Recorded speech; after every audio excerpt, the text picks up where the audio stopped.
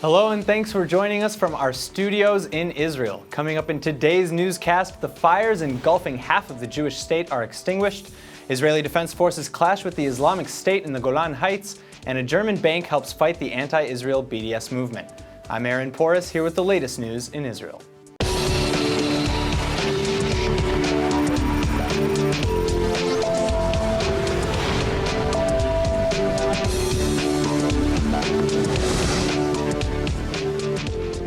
Massive fires have been raging across Israel over the past 6 days, but finally the blazes seem to have been brought under control. Numerous friendly nations sent crews and equipment to help douse the flames that destroyed at least 32,000 acres of land. Airborne assistance came from as far as the US and Russia, while Egypt, Jordan, and even the Palestinian Authority also offered helping hands. Firefighters, their aim is to stop fire. No need to look of religion or anything else. The human being is the same for the firefighters all over the world. So when the human beings needs to be helped, we can help him whatever he can. Now, efforts are being directed at how to help those who survived the destruction. More than 1,600 residents in Israel's third largest city of Haifa have been left homeless. The cabinet today relocated its weekly Sunday meeting to the city so that ministers could assess the situation for themselves. They're also considering allocations from the finance ministry to compensate residents and help them rebuild. For those who do not yet have homes to return to, Finance Minister Mordechai Cadell pledged 2,500 shekels per person per family under the authority of the Property Tax Compensation Fund. Aside from monetary compensation, citizens nationwide are opening their homes to host the displaced, while donating and distributing urgently needed clothing, blankets, and other supplies. As embers left over by the fires ravaging the Jewish state still smolder, investigations into their source are intensifying. Public Security Minister Gilad Erdan announced that there are indications that nearly 50% of the blazes may have been caused deliberately. At least 23 suspects remain in custody on suspicion of arson. The majority are Palestinians from the West Bank, although some are reportedly Israeli Arabs. Prime Minister Benjamin Netanyahu is making it clear that anyone who tries to burn the state of Israel is considered a terrorist. יש פה יסודות של טרור, זה אין ספק בכלל. גורמים שעוינים מאוד למדינת ישראל. אני לא יכול להגיד לך כרגע אם זה מאורגן, אבל אנחנו רואים חוליות, ואינני יודע אם יש ביניהם קשר. ולא חייב להיות ביניהם קשר, זה יכול להיות טרור סכנים וטרור מציתים. אין ספק שהדבר הזה קיים. The Israeli Army, Shin Bet Security Service, and police have all been cooperating in joint operations to capture the arsonists. Many were actually caught in the act, such as one suspect found in the Jerusalem hills. Meanwhile, some of the Arab world is celebrating the tragedy on social media. The gloating hashtag, quote, Israel is burning, has become one of the top trends in Muslim states. The head of General Security in Dubai blessed Allah on Twitter for the fires, while a Muslim cleric in Kuwait wished the flames good luck in wreaking destruction upon the Jewish state. In recent months, Prime Minister Benjamin Netanyahu and major elements of the media have been trading sharp criticisms. ILTV's Steve Leibowitz asked Jerusalem report editor Ilan Evyatar what Netanyahu hopes to gain. Well, I think what the Prime Minister would say is that he is trying to open up the television market and the media to more diverse voices, to make it more pluralistic, to introduce competition. He says the public has the right to free choice in television, which of course it does, and that as he did with mobile calls and as he did with airlines and with open skies, he just wants to create more competition. More competition, or does he think that the media is dominated by left-wing political views that are not his? I think he does believe that the media is dominated by left-wing political views, but what his critics say is that what the Prime Minister really wants is a divide and rule strategy, and what he would like to do is to create more media outlets fighting for the same pie, for the same resources, and thereby weaken the media.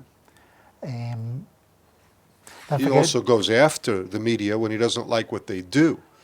Just recently, Ilana Dayan, certainly one of the most respected television journalists in the country, and a person who I would say is got a wonderful reputation, did a report which had the audacity to question some of the practices inside the Prime Minister's office and even within the Netanyahu family. She was viciously attacked after that report. Indeed, some of the Prime Minister's responses against the media, or they haven't come directly from the Prime Minister, but rather from the Prime Minister's office, have been unprecedented in their ferocity. When Ilana Dayan did that program that you mentioned on his wife Sarah Netanyahu's involvement or alleged involvement in the workings of his inner circle and the workings of the Prime Minister's office, Ilana Dayan was forced to read out a full 6-minute statement in which the Prime Minister accused her of being an extreme left-winger, said that her hatred for the Prime Minister was well known. Turning to another area, which is the area of public broadcasting. Now, the government, at that time, Gilad Erdan was leading the way as communication minister and minister in charge of Reshut HaShidor. He presented a whole plan for shutting down the broadcast authority and replacing it with an entirely new entity. We're now hundreds of millions of shekels later. That process was almost completed, and now Prime Minister Netanyahu wants to halt it in its tracks and go back to trying to rebuild the existing broadcast authority and basically get rid of all of the people, a few hundred people, that were hired to work in this new authority. What's going on here?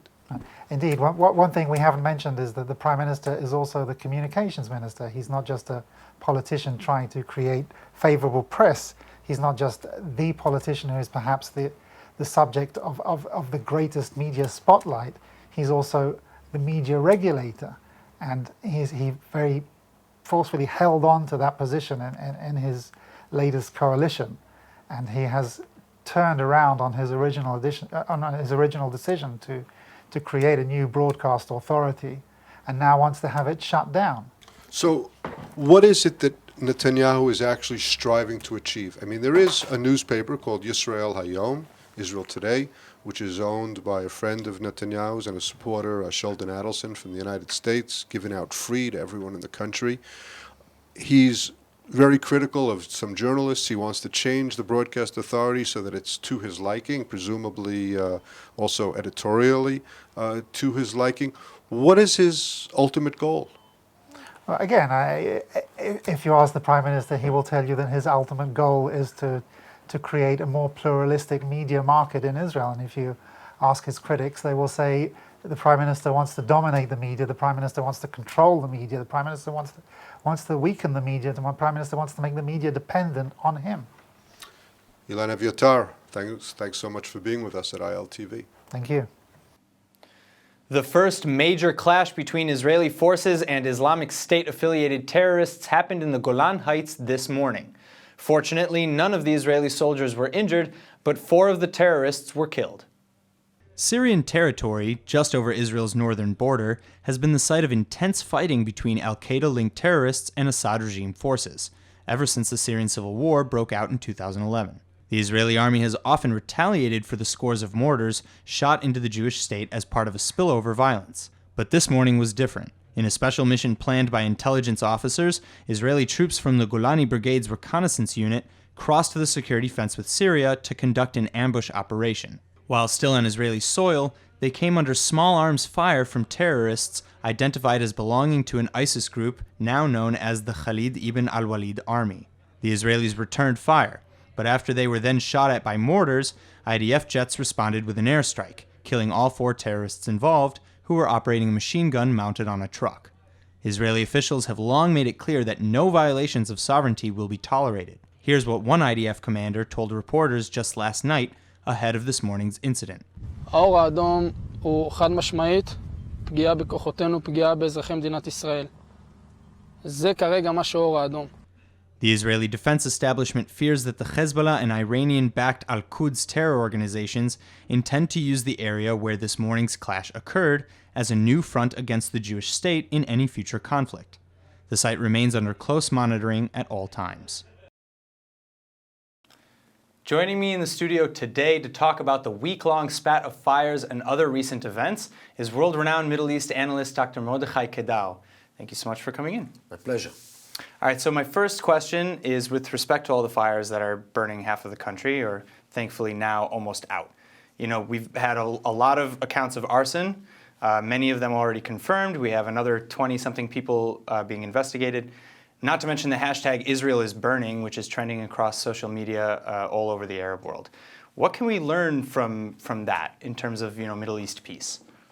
Well, this is only one form of combating us by our neighbors. Once it is arson cases, once it is stabbing, once it is running over with cars, once it is a full war, an all-out war, once it is a terror war, once it's BDS. This whole thing enters into one umbrella, which is the struggle against Israel in order to topple this country altogether. So they try all kinds of ways, all kinds of methods, all kinds of means how to bring us to our knees. Okay, this is what happens. Once the weather helps them, once the world helps them, okay, and they find every time and again, they find another method how to hurt us. Maybe this time it work. I mean, the argument can be made about other things, but with fire specifically, I mean, fire is hurting them too. If half the country burns down, they don't have a country to take. So, why? Well, look, in the Middle East, people will chop their nose off, only that the other side will see an ugly face in front of them. But don't forget, in Arabic, the word fire, nar, is just like hell, nar. They actually combine, because of the language, between the fire and the hell. And actually by setting fire into a neighborhood in Israel means that actually you put the Jews into hell. And this is actually what is behind everything. It's religion which underlies everything here before it's politics or anything else. Okay, so my next question is, there has been speculation that until the Shin Bet and other security services came out publicly that it could be arson, there's speculation that by doing that, they've actually inspired other people who hadn't thought of it to go out and start fires.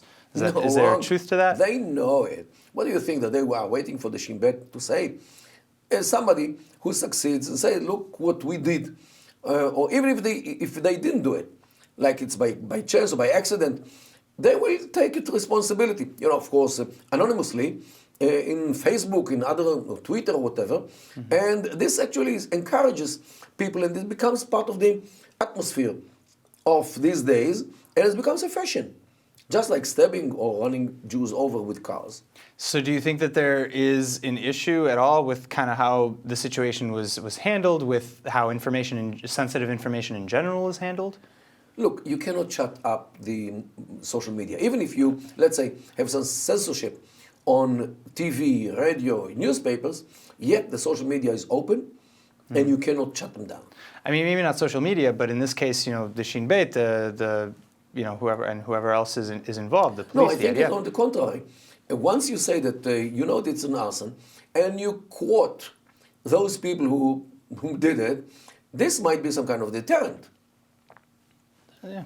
I mean, in Haifa, at least specifically, they kind of released those guys after some investigation. So it's like, I don't know, I guess just the back and forth maybe was they were not those who perpetrated it. Yeah. Why keep them? But you're not saying it doesn't mean that there wasn't arson, it just means those weren't.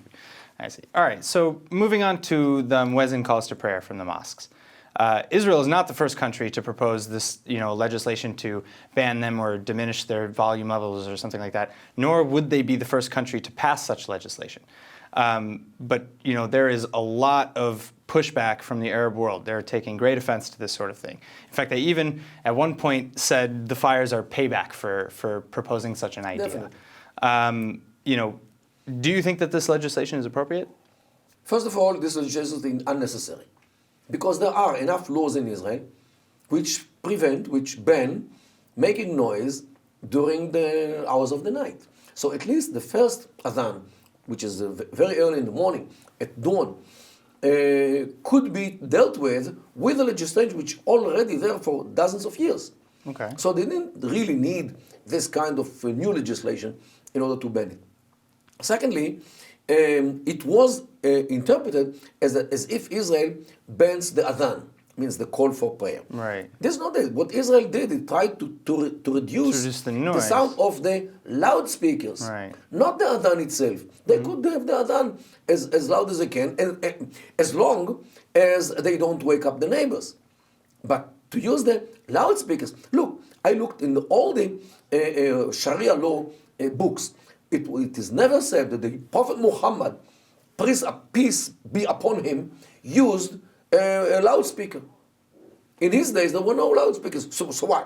In his days, the call for prayer was illegal, was not performed according to the law.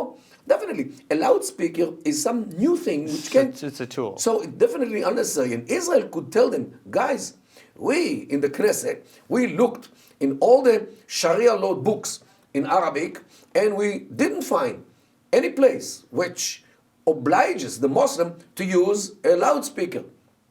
So, but unfortunately, they didn't do it. So what about the wording gave the impression that they were trying to ban calls to prayer, or is that just taken out completely out of context?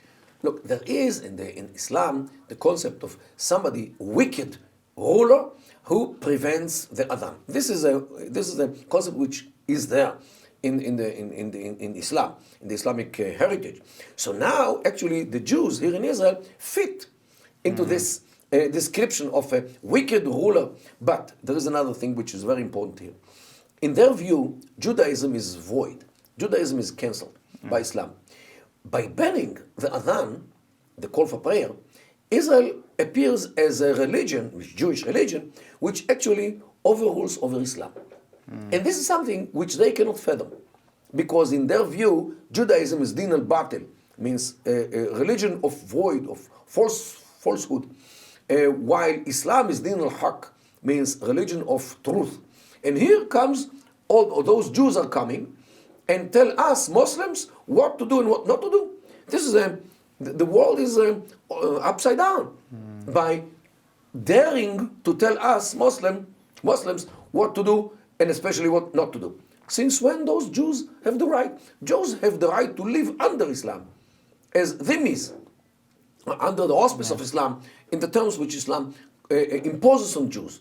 Not to tell us what to do. What is this? They cannot take it. And this is actually what aggravates them, because here Israel appears as a state with legitimacy, state with sovereignty, which tells the Muslims what to do and what not to do. So do you think they are fighting more, less, or about the same as they would fight in any other country against this sort of... In other country, they are much more, let's say, they dealt with much harder fist. In France, they wouldn't dare to do it. In Germany, they wouldn't dare. In Switzerland, they wouldn't dare to say a boo. Why? Because they know that they will be kicked out, in the good case. At least in Switzerland, in Germany. Okay, so there they behave, more, with cautiously. Yeah. Here, they feel that they are the masters of the place, because we Jews are very, we try to not to aggravate them. And they learn that they can take advantage of our, let's say, weak posture vis-a-vis their demands. All right. So I'd like to move actually again now to from a story from this morning that the IDF encountered some ISIS offshoots in the Golan, and there was an airstrike killing 4 ISIS fighters. Do you think ISIS is getting bolder and trying to fight Israel? They are trying to do whatever they can when they find somebody weak. They might have thought that because we are too concerned with the fire, so we don't look at what happens in the Golan, and they can actually do something to our soldiers, something bad, and come out with a video which shows how brave they are against the Zionists. So maybe that's what their intention was. Unfortunately for them, we don't go to sleep, and we watch them, and we apparently know what they do and where they are. So the IDF did what the IDF should have done. So, okay, too bad for them. So I guess, okay, so my final question then is you don't think that this is indicative of things to come? Because there's been speculation that, with nowhere to go, they'll go south. If they succeeded to attack us, attack number 2 and 3 and 4 would come. Maybe since they failed in attack number 1, they will recalculate the route. All right, well, I hope you're right. And thank you so much for coming in again. Pleasure. Controversy over the appointment of Israel's new IDF Chief Rabbi continues as questions about his controversial views continue to simmer. The High Court of Justice has issued a temporary injunction putting the swearing in of Colonel Eyal Karim as the IDF's next Chief Rabbi on hold. The decision follows widespread opposition to his appointment after several controversial statements he made in the past came to light.